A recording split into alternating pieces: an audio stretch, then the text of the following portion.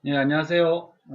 오늘부터 실제로 공격과 방어에 대해서 동영상을 조금씩 만들어 보려고 합니다. 제일 먼저 공격과 방어, 이 두 가지를 하기 전에 어떤 식으로 공격들이 일어나고 그 원리를 이해를 해야지 방어가 가능합니다. 그리고 공격도 뭐 간단하게 뭐 어떤 식으로 이렇게 뭐 인터넷을 찾아보거나 하면 많이 있을 겁니다. 근데 실제 원리가 무엇인지에 대해서 조금 같이 먼저 이해를 해보는 시간을 가졌으면 해서 이 동영상을 만들게 되었습니다. 먼저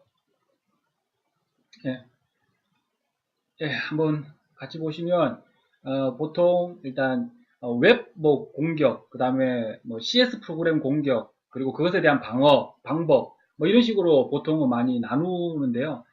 제가 보기에는 어떤 공격이든 그 근본이 되는 원리는 동일합니다. 물론 이제 세부적으로 이렇게 공격 방법이 나가면 좀 달라지겠지만 근본적인 원리는 동일한데 실제로 설명을 하거나 뭐 인터넷을 찾아보시면 아시겠지만 여러 종류의 공격들을 이렇게 나열하고 있는데 그것을 하기 전에 근본적인 원리가 무엇이 있는지 어떤 식으로 동작하는지 한번 같이 한번 어, 설명을 제가 한번 해보도록 하겠습니다. 그래서 공격과 방어의 가장 기본이 되는 원리가 어떻게 되느냐 그거를 알아야지 공격도 할 수 있고 방어도 할 수 있기 때문입니다. 근데 저는 이제 포커스는 공격 위주로만 포커스를 두지는 않을 거고요. 방어를 하기 위해서 공격을 이해해야 된다는 관점에서 공격들을 좀 설명을 드릴 겁니다. 그래서 우리가 보통 인터넷이나 뭐 이런 데서 쭉 보면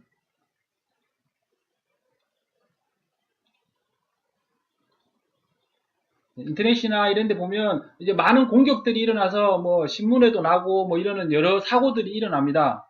뭐 보시면 아시겠지만 크로사이트, 플래시, 뭐 SQL 인젝션 뭐 이런 공격들을 많이 들어보셨을 것이고 이건 실제적으로 일어났던 사례들을 이야기하고 있는데요. 보면 공격이나 방어를 할 때 공격 방법들이 아주 다양하기 때문에 방어를 할 때도 어떻게 해야 될지 사실 개발자분들이 많이 이해하지 못하거나 또는 힘들어하는 게 보통인 것 같습니다. 그래서 이것들이 이렇게 여러 가지의 공격 방법들이 있지만 실제로 눈으로 보여지는 것은 현상들은 그렇지만 실제 그것의 가장 근본이 되는 원리 뭐를 먼저 이해하시고 나면 공격할 때도 그렇고 방어할 때도 그렇고 그다음 방어를 위해서 공격을 이해할 때도 그렇고 좋아서 그 부분을 좀 설명을 드리겠습니다. 그래서 앞전에도 제가 설명했듯이 먼저 기본적인 원리를 한번 생각해 봤으면 합니다.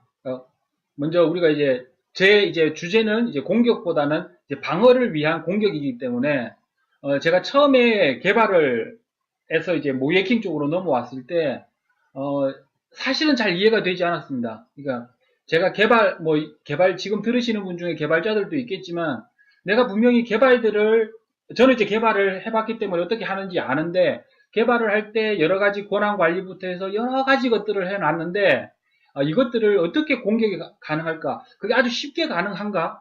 아니면 아주 어려운 방법으로 공격이 가능하기 때문에 내가 만든 프로그램은 사실 뭐 그렇게 해야 될 정도의 중요한 공격을 해야 될 정도의 중요한 프로그램이 아니기 때문에 뭐 굳이 내가 뭐 보안을 생각하지 않고 개발을 해도 되는가? 이것에 대한 개념 자체가 없었습니다. 그래서 그 부분을 이제 어떤 식으로 공격들이 일어나고 방어가 어떻게 해야 되는지 한번 같이 생각을 한번 해보도록 하겠습니다.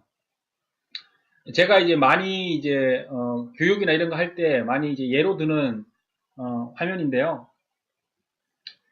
만약에 여기 지금 앞에 여러분들 앞에 이런 유리잔이 하나 있다고 생각을 해보죠. 그리고 그 유리장까지 여러분들이 걸어가실 수가 없어요. 그 근처에 다가갈 수가 없습니다. 그랬을 때 저 유리잔을 깰 수 있는 방법이 뭐가 있을까요?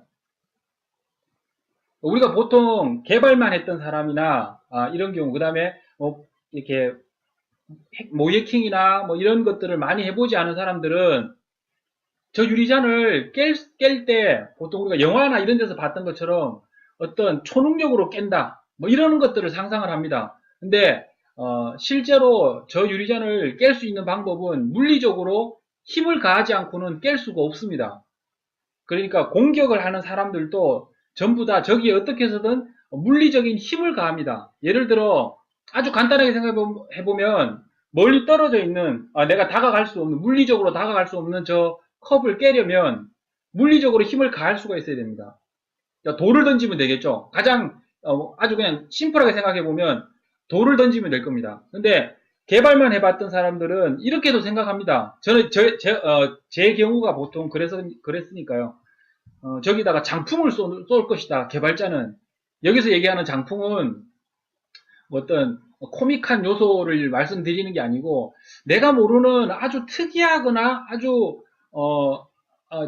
레벨이 높은 고수준의 어떤 것들을 하고 있을 것 같다라고 생각을 하는 거죠. 그래서 보통은 이거를 그렇게 생각을 해버리면 막을 방법을 명확하게 내 머릿속에 떠올리기가 힘이 듭니다. 근데 실제로 제가 해본 결과 뭐 그렇다고 제가 아주 모이킹을 잘하는 건 아니지만 어쨌든 그래도 경험들을 좀 가지고 있기 때문에 제가 봤던 관점, 그러니까 제가 모이킹을 쭉 하면서 제 나름대로 이제 일반화를 시킨 거죠. 일반화를 시켜보니 어쨌든 돌을 던질 수 있어야 됩니다. 그리고 그 돌을 던지는 방법은 해킹하는 사람들이 만드는 게 아닙니다. 개발자가 만듭니다. 그 부분을 이해를 하시면 공격하는 방법, 그리고 내가 방어를 해야 될 때 어디에서 방어를 해야 될지 명확하게 아마 생각이 드실 겁니다.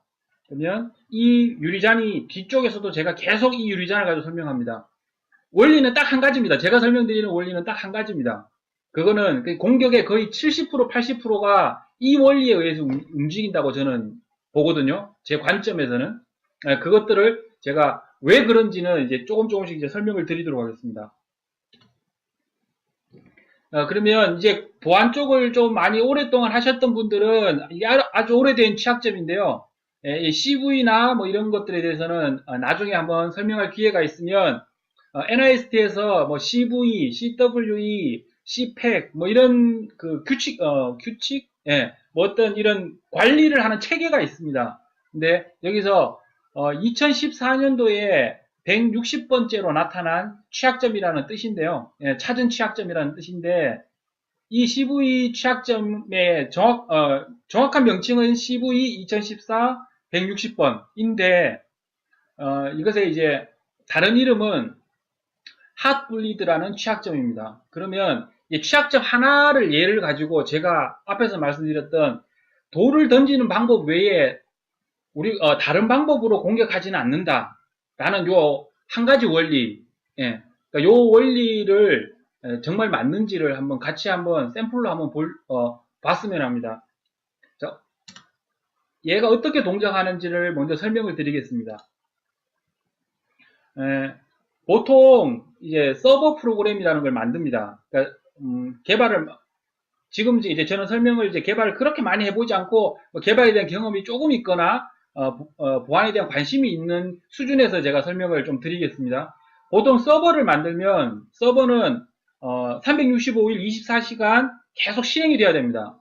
근데 보통 프로그램을 만들다 보면 그것을 보장하기가 그렇게 쉬운 일은 아닙니다. 왜냐하면 많은 비즈니스 로직과 어떤 프로그램 안에는 기능들이 엄청 많이 있기 때문에 어떤 기능에서 어떻게 오류가 일어나서 프로그램이 종료될지, 그러니까 보통은 셧다운 된다 또는 죽는다 뭐 이런 식으로 얘기를 하는데 이 서버가 어떻게 정지될지 모릅니다. 그렇기 때문에 하지만 이 서버를 24시간 계속 360을 계속 실행을 시켜야 되는 입장에서는 얘가 죽을 수도 있다라는 것을 가정하고 또 다른 프로그램을 하나 만듭니다. 이건 아주 작은 프로그램이라고 생각하시면 되고요. 이 프로그램 안에는 논리적으로 오류가 생기거나 이럴 수 있을 정도로 아주 복잡하지 않고 아주 작은 프로그램인데 어떤 프로그램이냐면 서버에다가 메시지를 조그만 메시지를 하나 보내는 겁니다. 그러니까 뭐 네트워크는 이제 뒤에 따로 이제 제가 한번 네트워크에 대해서는 설명을 이렇게 동영상을 만들겠지만 패킷이라고 우리가 보통 메시지를 보낼 때 패킷이라고 하는데 신호를 이쪽 서버 쪽으로 작은 신호를 하나 보내면 이 서버가 살아있으면 답을 합니다. 그러니까 요거를 주기적으로 이렇게 하는 거죠. 요 프로그램은 하는 일은 딱 그거 하나입니다. 주기적으로 하다가 얘가 답이 없으면 이쪽에서 만든 작은 요 프로그램이 이 프로그램이 서버 프로그램이 죽었구나 라고 생각하고 이 프로그램을 다시 실행을 시킵니다. 사람이 실행시키듯이 이 프로그램이 자동으로 실행을 시키는 거죠. 그래서 얘를 뭐라고 보통 부르느냐 하면 와치독이라고 부르고, 이 와치독인 서버가 죽었는지 살았는지를 계속 모니터링하는 프로그램이라고 생각하시면 되고요.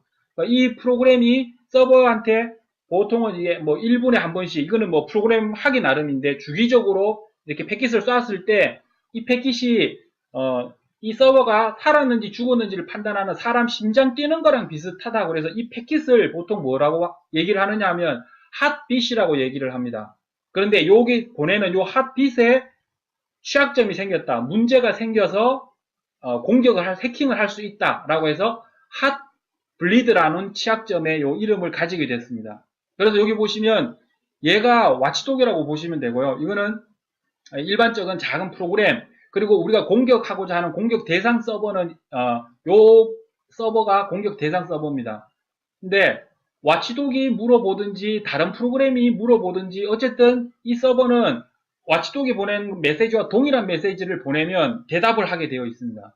그래서 테스트를 해본 거죠. 공격자가 이 와치독이라고, 자기가 와치독이라고 가정을 하고 포테이토 6이라고 해서 메시지를 보냅니다. 그러니까 여기에는 지금 메시지 두 개를 보낸 겁니다.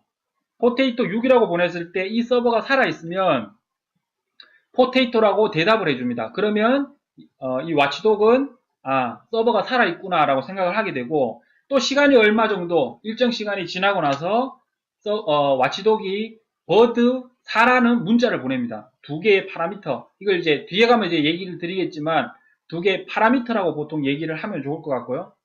그래서 얘가 살아있으면, 이 서버가 살아있으면 버드라고 대답을 보냅니다. 지금 보시면 어쨌든 네트워크 프로그램에서는 클라이언트가 있고 서버가 있고, 또는 메시지를 보내는 쪽이 있고 메시지를 받는 쪽이 있습니다. 어쨌든 그러면 메시지를 보내는 쪽에서 내가 원하는 어떤 기능을 하기 위해서 보통은 파라미터라고 얘기하는 어떤 메시지의 안에 내용을 담아서 보내게 되겠죠. 근데 여기서는 지금 두 개의 메시지를 보냅니다. 스트링 문자열과 그리고 숫자. 근데 스트링 문자열을 보내고 나서 이 스트링 문자열의 개수를 숫자로 보내도록 프로그램이 되어 있는 거죠. 그럼 여기에서 이 지금 이런 구조 안에서 어떤 부분을 공격할 수 있을까요? 그러니까 처음 하는 사람들은 이거는 뭐 정상적으로 이렇게 메시지가 왔다 갔다 하는데 이걸 어떻게 공격해? 라고 생각하시는데, 공격자, 얘가 이제 공격자가 되겠죠. 공격자가 생각을 한 거죠. 문자열과 숫자를 보내면 응답이 오는데 문자열과 숫자가 서로 다르게 보내면 어떨까? 즉, 앞에서 보셨던 것처럼 버드라고 보내고 꼭 4를 보낼 필요는 없지 않을까? 버드라고 보내고 이 숫자를 만약에 아주 크게 뻥 튀기면 어떻게 될까? 라고 생각을 한번 해본 거죠. 그 이유는 사실 얘가 C로 되어 있기 때문에 라는 그 뒤에 있는 어떤 또 원리가 또 있습니다. 근데 일단은 한번 그 정도까지만 생각을 해보고 뒤로 한번 넘어가 보겠습니다. 그래서 이 와치독이라는 프로그램이 이제 해시라고 보내고 500이라는 두 개의 파라미터를 보낸 거죠. 실제로 원래는 해시라고 보내고 정상적으로는 3이라고 보내야 되는데 500이라고 보내봅니다. 그랬더니 서버가 햇부터 시작해서 뒤에 500바이트를 전부 다 선택해서 전달을 하는 거죠.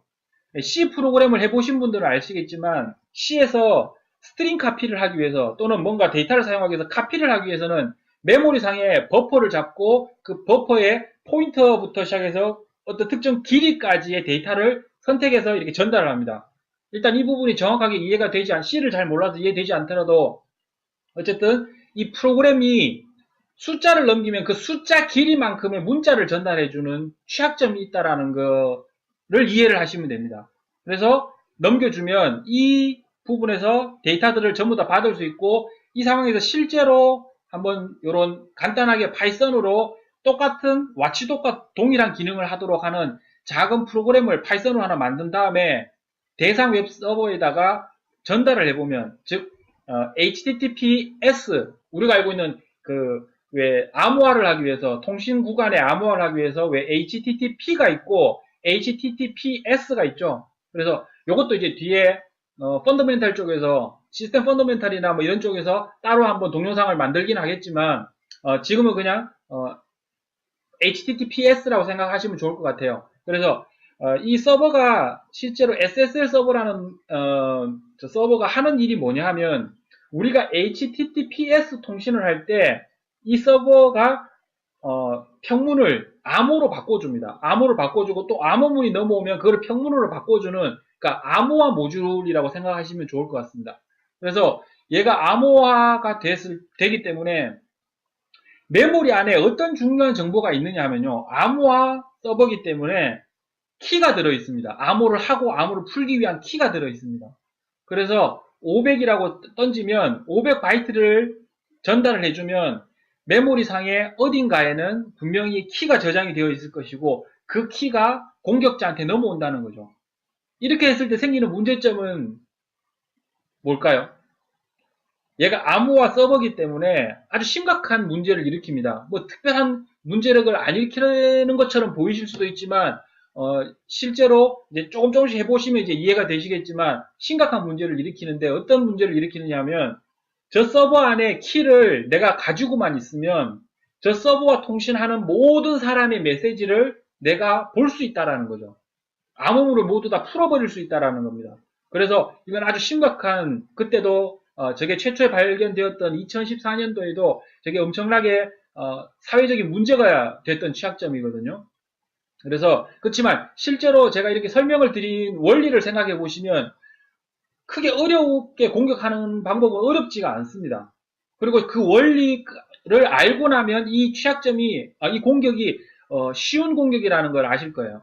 그래서 실제 요 취약점이 생겼던 당시에 기사에서 나왔던, 급하게 빨리 고치라고 나왔던 부분이 뭐냐 하면, 이런 식으로 오픈 소스였습니다. 저 SSL 서버는 오픈 소스이기 때문에. 그리고 거의 대부분의 보안 프로그램들이 저 SSL 서버를 씁니다. 그래서 급하게 얘네들을 다 패치를 했는데요. 그래서 여기 보면 뭐 이런 식으로 적혀져 있는데, 요거는 이제 뒤에 가면 뒤에서 이제 좀 더 설명을 드리겠습니다. 근데 결국은 뭐냐면, 앞에서 원리를 이해하시면 두 개의 파라미터가 있었는데, 이 파라미터를 검증하지 않은 게 문제거든요. 그러니까 해시라고 보내고 분명히 3이라고 보내야 되는데, 3이라고 보내지 않고 500이라고 보냈는지 안 보냈는지를 if해서 if 구문으로 찾아서, 만약에 이게 잘못 넘어온 파라미터라면 리턴 제로 하면 C에서는 프로그램 종료죠. 펑션 종료이거나 프로그램 종료인데, 그러니까 이런 식으로 이 파라미터들을 검사를 해주라는 얘기죠. 검사를 해주면 됩니다. 그러니까 실제로 앞에서 제가 여기서 지금 요거 당장에 요거를 이해하시기는 힘드신 분들은 이해하실 필요까지는 없고요. 어쨌든 파라미터를, 얘를 고치는 방법은, 파라미터를 뒤에 서버에서 뭔가 검증을 해야 된다, 요 정도로 생각을 하시면 좋을 것 같습니다. 그래서 앞에서 설명드렸던 거를 생각을 해보시면, 저게 제가 처음에 설명드렸던 돌던지기입니다. 그럼 어디가 돌던지기냐? 제가 설명드렸던 것 중에서 앞에서 설명드렸지만, 어떤 프로그램이, 네트워크 프로그램이 동작을 하려면 클라이언트, 그러니까 사용자, 일반 유저가 서버에다가 메시지를 전달을 해야 될 거고요. 그 다음에 이 메시지는 그냥 아무런 메시지를 보내는 게 아니고, 어떤 특정한 서비스에 따라서 사용자가 어떤 원하는 걸 던져야겠죠. 잘 생각해 보시면, 우리가 쇼핑몰에서 내가 만약에 어떤 쇼핑몰에 홈페이지가 하나 있는데, 그 중에 뭐 예를 들면 카테고리가 차라는 게 있었고요. 그 다음에 뭐 책이라는 게 있었어요. 근데 내가 만약에 카를 클릭을 했습니다. 차를 클릭을 했어요. 그러면 클릭했을 때 내가 클릭한 내용이 서버로 전달될 텐데, 서버는 내가 카를 눌렀다는 걸 어떻게 알까요? 얘가 어떤 파라미터, 어떤 방식으로든 여기에서 서버한테 이 사용자가 무엇을 클릭했다라는 정보가 메시지 안에 담겨서 넘어가야 됩니다. 이 담겨서 넘어가는 것을 파라미터라고 하고, 이 파라미터는 쉽게 찾을 수가 있습니다. 이거는 이제 뒤에서 좀 실제 실습으로 제가 보여드리면서 설명을 드릴 거고요. 그래서 앞에서 제가 설명드렸던 것처럼 공격의 80%, 그러니까 사실은 가장 기본이 되는 공격 대부분은 전부 다 이 파라미터를 변조하는 것이고, 요거를 조금 다른 말로 얘기를 하면 인젝션이라고 얘기하기도 하고요. 그러니까 파라미터 변조라고 얘기를 하기도 하고요. 인젝션은 우리가 이렇게 주사기를 가지고 어딘가에 뭐를 집어넣는 거죠. 그러니까 예를 들면 이것도 인젝션입니다. 그죠? 그래서 클라이언트에서 메시지를 보낼 때 서버에다가 어떤 내용을 주입을 하는 건데, 실제로 여기 이게 돌 던지기와 동일한 겁니다. 어떤 식으로 동일한 거냐?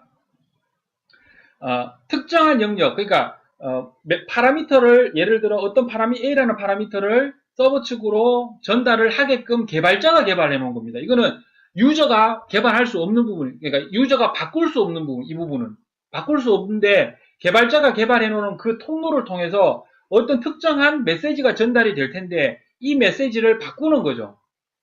바꿈으로써 개발자가 생각하지 못한 어떤 다른 효과를 발생하게끔 공격자가 만드는 게, 이게 사실은 공격의 대부분이고, 그러면 방어자 입장에서 생각해 봤을 때는 실제로 크로스 사이트일 때는 어떤 식으로 방어를 하고, 뭐 SQL 인젝션일 때는 어떻게 방어를 하고, 이렇게 해가지고 방어가 잘 안 됩니다. 정확하게 공격의 방법들이 워낙 다양하기 때문에 공격을 많이 해보지 않은 개발자가 이것을 방어한다는 건, 제가 생각했을 때는 이거는 거의 뭐 불가능하다고 저는 보거든요.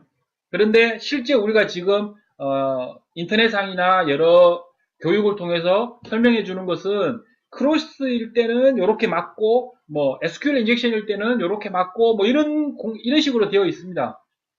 그래서 제가 설명하려는 방식은 이 방식이 아니고, 가장 근본적인 원리를 가지고 개발자가 자기 스스로 상상할 수 있어야 됩니다. 어떻게 막아야 되겠다라고 스스로 설계를 하고, 프로그램 우리가 설계를 많이 하잖아요. 뒤에서 이제 설계하는 것도 제가 설명을 드릴 텐데, 설계를 하고 자기가 코딩을 어떤 식으로 개발할지 스스로 만들 수가 있어야 되거든요. 그래서 제가 이제 공격 위주로 방어를 설명을 드릴 겁니다. 그러면 이렇게 설명을 드리면 대부분 이제 공격을 조금 해봤던 사람들, 그리고 또 아시는 분들은 하시는 오해가 있어요. 그거는 이제 우리가 보통 알고 있는 웹 프로그램이라고 얘기를 하죠. 네트워크 프로그램, 웹 프로그램, 네트워크 프로그램은 사실 동일한데요. 예, 이것도 좀 다르게 생각하시는 분들이 있어요. 근데 어쨌든 이런 네트워크 프로그램하고 그 다음에 스탠드얼론 프로그램, 그러니까 우리가 스탠드얼론 프로그램이라는 것, 예, 이 두 가지를 좀 다르게 보는데요. 조금 같이 한번 생각을 해보죠. 우리 그 대학교 때나 이럴 때 보면 소프트웨어 공학에서 왜 이런 거 얘기하지 않습니까? 그러니까 소프트웨어들을 이렇게 분류를 하죠. 그러면은 뭐 오피스 프로그램도 있고, 오퍼레이팅 시스템 OS도 있고, 그 다음에 멀티미디어 프로그램도 있고, 뭐 데이터베이스 프로그램도 있고, 이렇게 쭉 분류를 하는데요. 공격과 방어, 즉 보안 입장에서 봤을 때는 이 모든 분류가 사실은 필요가 없습니다. 두 가지로만 생각을 하면 되는데요. 그게 스탠드얼론 프로그램과 네트워크 프로그램입니다. 그러니까 네트워크 프로그램은 일단 우리가 가장 많이 접하니까 한번 생각을 해보시면, 네트워크 프로그램은 우리가 많이 알고 있는 웹 브라우저를 통해서 웹 서버하고 하는 네이버, 뭐 또는 뭐 각종 웹사이트들 있죠. 페이스북, 이런 서비스들 전부 다 네트워크 프로그램이고요.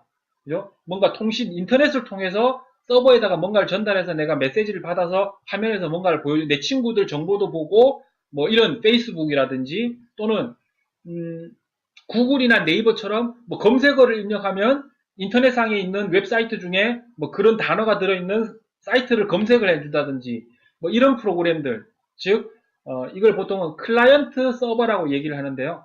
그러니까 클라이언트 쪽에 있는 프로그램, 그러니까 우리가 가장 많이 쓰는 건 웹 브라우저죠. 웹 브라우저를 통해서, 네트워크를 통해서 서버랑 통신을 하는 방식으로 어떤 우리가 서비스를 받는 거, 이런 것들을 보통은 네트워크 프로그램이라고 하고, 스탠드얼론 프로그램 중에 대표적인 거는 이런 거 생각해 보시면 됩니다. MS 오피스, 가장 우리가 많이 쓰는 거 있죠. MS 오피스, 아레아 한글, 뭐 이런 애들, 이런 프로그램들 보시면 얘는 네트워크를 통해서 뭔가를 하는 게 아니죠. 내 로컬 컴퓨터에다가 프로그램을 설치를 해놓고 이 프로그램을 통해서 내가 어떤 뭐 기능들을 이용하는 거죠. MS 오피스 같으면 MS 워드 같으면 문서를 작성하고 엑셀이면 뭐 시트를 만들어서 계산을 하고 이런 프로그램들 보안에서는 이렇게 두 가지로 나누면 되는데요. 스탠드얼론 프로그램과 네트워크 프로그램 이렇게 두 가지로 나누면 되는데 왜 이렇게 나누면 되느냐 하면 공격의 방법은 거의 유사합니다. 실제 원리를 따지고 보면. 근데 전달하는 방식이 조금 틀립니다. 네트워크 프로그램하고 스탠드얼론 프로그램하고. 그러면 실제로 한번 원리를 따져보면서 같이 한번 보면요. 네트워크 프로그램 같은 경우는 보통 CS 프로그램이라고도 하는데요. CS라고 보시면 돼요. 클라이언트, 서버. 클라이언트로는 우리가 보통 많이 쓰는 프로그램은 일반적인 프로그램은 웹브라우저 또 클라이언트입니다. 그리고 게임 프로그램, 모바일에서 사용하는 게임 프로그램 얘도 클라이언트로 봐도 됩니다. 근데 얘네들이 클라이언트들이 서버가 있죠. 서버 측이 존재해서 이 서버에 그 사용자들이 뭔가를 선택을 하면 그 선택된 내용을 서버에 전달을 하게 되면 서버가 그 선택에 맞춰서 어떤 프로그램이 실행이 되고 그 프로그램이 클라이언트 쪽으로 다시 내려오는 이런 방식이 이제 네트워크 프로그램이 됩니다. 그럼 이 네트워크 프로그램에서는 우리가 보통 브라우저 안에서는 사실 일반적으로 바로 볼 수는 없어요. 하지만 우리가 뭔가를 선택을 하거나 어떤 메시지를 만들어낼 때 브라우저가 알아서 이런 어떤 프로토콜에 따라서 이런 메시지를 만들어냅니다. 그러면 이 메시지를 서버에 전달하는데 이 메시지 안에는 앞에서도 얘기했지만 파라미터들이 있고 또 여러 가지 것들이 있어요. 근데 이 메시지들이 서버로 전달이 되면 그 메시지 안에 있는 파라미터들을 보고 개발자들이 개발해 놓은 프로그램이 동작을 하게 됩니다. 동작을 해서 서버에서도 어떤 이런 메시지 타입에 따라서 메시지 형식 규격에 따라서 메시지를 만들어서 이렇게 클라이언트 쪽으로 전달해 주는 방식입니다. 그래서 사실은 파라미터만 그런 건 아니고 클라이언트로부터 넘어가는 이 메시지 전체가 전부 다 변조될 수 있어요. 그러니까 인젝션이 될 수 있다는 얘기죠. 변조가 되거나 인젝션이 되거나. 그럼 실제로 공격할 때는 공격자들은 중간에 이 전달되는 C와 S 사이에 왔다 갔다 하는 요 메시지를 수정해주는 어떤 프로그램이 있어요. 이 프로그램이 보통 프락시라는 프로그램이 있는데 간단하게 이런 프락시 프로그램 가지고 네트워크 패킷 자체를 수정할 수도 있고요. 아니면 이 프로그램 안에 취약점을 이용하거나 프로그램을 이용해서 수정을 하기도 합니다. 그러니까 프로그램을 이용해서 서비스를 분석을 해서 프로그램에서도 수정하기도 하고 이쪽에서 수정하기도 하고. 그런데 결론은 뭐냐 하면 방어자의 입장에서는 공격자는 이런 수정하는 방법 또는 수정하는 위치 뭐 이런 그리고 그 안에 파라미터 안에다가 인젝션을 해내는 어떤 형식의 인젝션을 집어넣느냐에 따라서 공격들이 막 나눠지기는 하는데 방어자의 입장에서는 어쨌든 파라미터를 바꾸는 거예요. 어떤 공격이든지 간에 결국은 파라미터 변조를 막아내는 건데 그래서 신뢰 경계라는 개념을 가지고 개발을 해야 됩니다. 그래서 나중에 이거는 좀 자세하게 설명을 하겠지만 이거는 제가 만든 용어는 아니고 원래 있던 내용입니다. 그러니까 보안 영역에서 사용하는 정식적인 용어고요. 트러스트 라인이라고 하는데 일반적으로는 네트워크 프로그램에서 서버 측 바로 앞단에 트러스트 라인이 있다라고 생각하고 개발을 해야 됩니다. 그러니까 트러스트 라인 바깥쪽, 즉 신뢰 경계 바깥쪽은 믿을 수 없는 곳이다 라고 생각하시면 돼요. 믿을 수 없다라는 말은 그곳에 있는 것들은 모두 다 고쳐질 수 있다라는 거죠. 악의적으로 고쳐질 수 있다라는 의미입니다. 그래서 이쪽에서 고쳐지는 내용을 이쪽에서 검증을 해야 됩니다. 그래서 왜 앞쪽에서 CV 제가 취약점 설명드리면서도 왜 실제로 수정하는 곳에서는 if 해서 뭔가 이렇게 검증하라는 코드가 들어가야 된다라고 얘기했었죠. 그러니까 뒤쪽에 이제 우리나라에서 하는 뭐 키사라든지 이런 데서 해주는 가이드부터 제가 비교하면서 어떤 식으로 고쳐야 되는지를 제가 설명을 드릴 텐데 그리고 그것들을 왜 고쳐야 되는지를 설명해서 공격들을 설명을 하면서 좀 더 상세하게 좀 설명을 드릴 거고요. 그러면 앞에서도 제가 설명드렸지만 스탠드얼론 프로그램은 그러면 다르냐? 네트워크 프로그램하고 공격 방식이 틀리냐? 아니라는 거죠. 똑같이 얘네들도 인젝션입니다. 인젝션. 왜 그런지를 한번 보시죠. 원리부터 한번 보죠. 동작 원리, 스탠드얼론 프로그램들이 어떻게 동작하는지. 우리가 워드 파일을 하나 가지고 예를 들어보면 워드 파일에 문서를 작성했어요. 글자를 하나 집어넣고 한 줄을 집어넣고 거기에 뭐 테이블 하나 집어넣었다. 그랬을 때 그거를 저장을 했다라고 하면 a.doc라는 파일로 저장을 했다. 그러면 그 안에는 분명히 그 사용자가 입력한 문자나 테이블 이런 것들이 어딘가에는 저장이 되어 있을 겁니다. 어딘지는 모르죠. 이거는 분석을 해봐야 돼요. MS 오피스의 개발자가 MS 오피스 중에서도 MS 워드 개발자가 아닌 이상은 이 부분을 알지는 못하죠, 우리가 지금. 근데 사실은 이게 문서가 좀 공개되어 있기는 해요, 위치가. 어디에다 어떤 데이터를 저장한다는 게. 어쨌든, 어딘가에는 분명히 저장이 되어 있을 거예요. 왜 그러냐 하면, a.doc를 저장한 다음에 걔를 더블 클릭 눌러서 다시 실행을 독 파일에서 한번 열어보면, 예전에 저장했던 문서와 똑같은 형태의 문서가 다시 실행이 되잖아요. 그 말은 뭐냐 하면, 이 문서 어딘가에는 내가 저장한 글자나 테이블들이 저장이 되어 있고, 그거는 이진수로 저장이 되어 있겠죠. 내가 이 문서를 더블 클릭 눌러서 MS 워드에서 열었을 때는 여기에 이 내가 저장했던 그 숫자, 그러니까 결국은 숫자로 저장이 됐던 이진수로 저장되어 있는 이게 MS 오피스의 어떤 함수의 파라미터로 들어갈 거라는 거예요. 들어가서 이 함수가 이 글자를 해석하겠죠. 이 글자를 해석해서 사용자가 어느 부분에 어떤 글자를 썼고 글자 색깔은 무엇이고 라는 것들을 이 프로그램이 거기에 맞춰서 화면에다가 그려주는 방식, 이런 방식으로 동작을 하고 있을 거라는 거죠. 이랬을 때 공격자들은 이 함수를 공격하는 거라고 보시면 돼요. 이 프로그램의 이 함수에 분명히 이 글자가 들어갈 거기 때문에 원래 있던 이 글자가 아닌 아주 이상한 다른 글자 또는 오피스가 동작할 수 있을 만한 좀 다른 이상한 글자들을 여기서 이상한 글자라는 거는 이제 뒤에 공격을 해보면 아실 거예요. 이런 글자들을 변조해가지고 바꿔서 한번 바꿔서 여기다 한번 집어넣어 보면 오피스가 원래 동작해야 되는 방식이 아닌 좀 다른 방식으로 동작하는 거죠. 공격자가 원하는 다른 방식으로 동작하게 되는데 이런 방식으로 공격자들이 오피스 프로그램을 바꿔서 오피스 안에 들어있는 함수에다가 돌을 던지는 겁니다. 즉, 이 함수 안에 파라미터 값을 바꾸는 거죠. 함수의 파라미터를 바꾸는 거죠.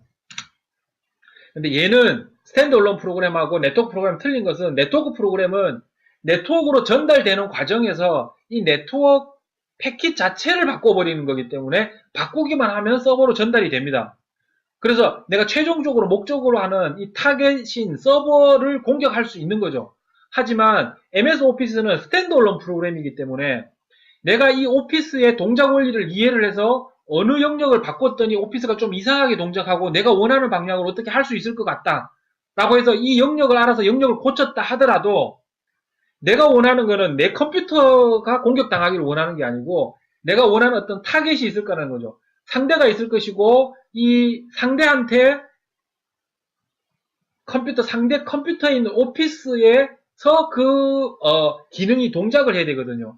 그래서 어떻게 하느냐 하면 요걸 고친 다음에 일반적으로 메일로 이 문서를 전달해서 넣어서 전달을 합니다. 상대한테. 그래서 상대가 그러니까 메일로 전달된 워드 파일을 더블 클릭해서 열어보면 그때 그 상대편 PC 안에 들어있는 MS 오피스 프로그램이 이상하게 동작을 해서 해킹이 가능해지는 뭐 이런 식의 동작 원리이죠.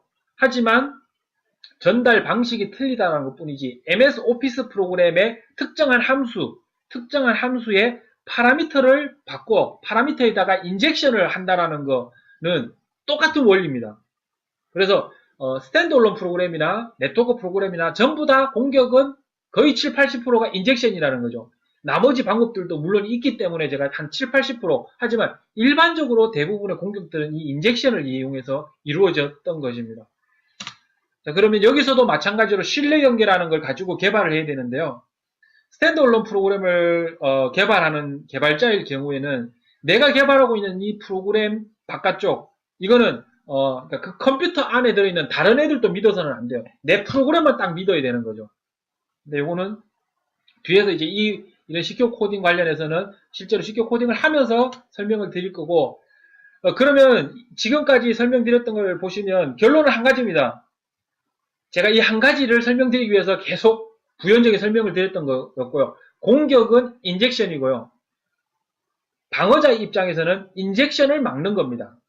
그러면 전부 다 공격자들이 어떤 파라미터를 바꾼다라는 건 이해를 하셨을 거예요. 그럼 그 파라미터에 대해서 조금만 다른 관점에서 한 가지만 샘플로 하나만 더 보시죠. 명확하게 좀 더 이해를 하기 위해서.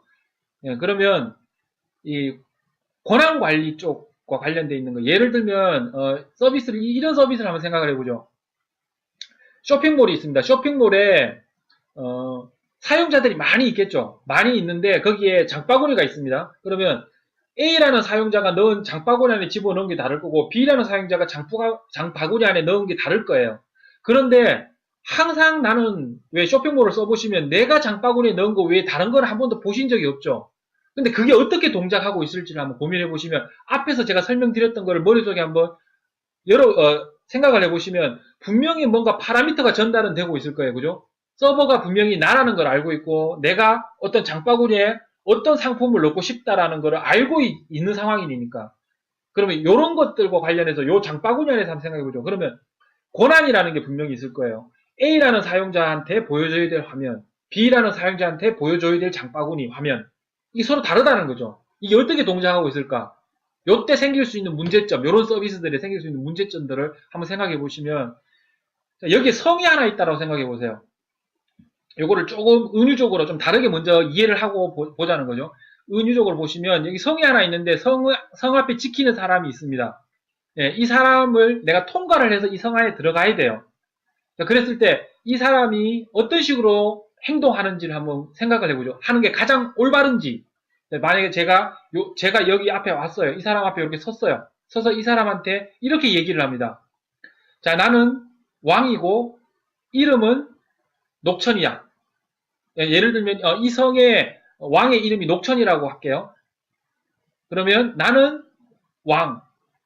왕이고 이름은 녹천이야 라고 얘기했더니 이 사람이 나의 얘기를 그대로 듣고 왕이고 녹천이면 여기를 통과해서 이 성으로 들어갈 수 있어 라고 생각하고 그 사람을 통과시켜줘요. 만약 그렇다면 이건 말이 안 된다는 걸 아시겠죠?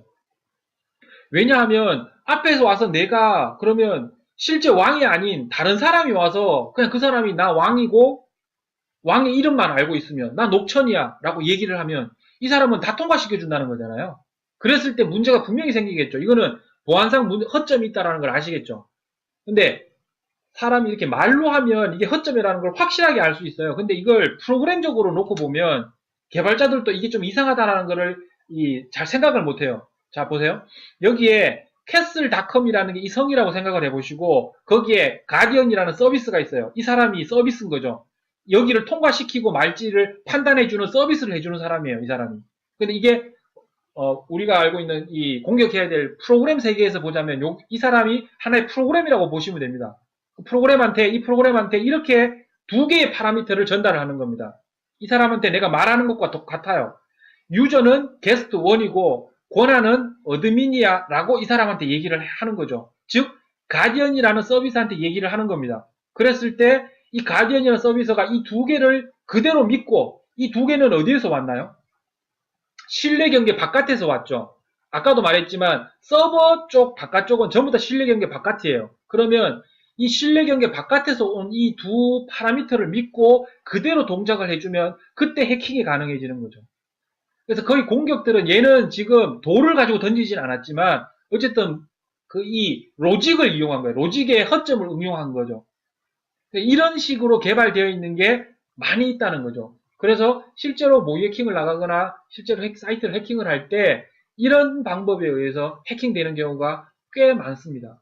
어쨌든 얘네들도 인젝션입니다. 파라미터 인젝션. 그러면 파라미터에 대한 개념도 조금 이해되셨을 거고 이제 이 뒤쪽부터는 지금까지는 이제 이론적으로 제가 가장 근본이 되는 원리를 설명을 했었고요. 그러면 실제로 정말 파라미터 변조만으로 모든 공격들을 7, 80% 이상 되는 공격들을 할 수 있는지 그 뒤쪽에서 실제로 실습 영상을 통해서 좀 더 뒤에 설명드리도록 하고 오늘은 여기서 마치도록 하겠습니다.